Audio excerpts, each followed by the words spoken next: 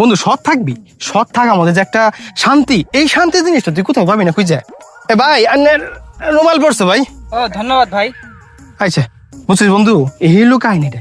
আমার গুরুজন আমার শিখাইছে রাস্তার মধ্যে যদি কোনো রুমাল টুমাল মানি ব্যাগ পরে যায় পরে দিয়ে দিবার লাগে, এজন্য বন্ধু সৎ থাকার লাগে। সৎ জিনিসটা থাকাটা ভালো, বুঝছিস? সবসময় সৎ মন থাকবি।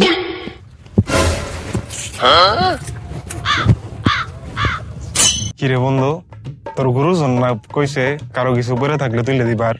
আমার গুরুজনে কইছে মানি ব্যাগ টানি বের পরে গেলে দিয়ে দিবার, টেয়া পরে যায় লেখা দিবার পানি তো। আরে তারপরে আল্লাহ ডাক দিয়ে ক। তুই যখন কইতাছিস ডাক দি। ও ভাই, ও ভাই, আনে টেয়া পড়ছে, শুনে না তো।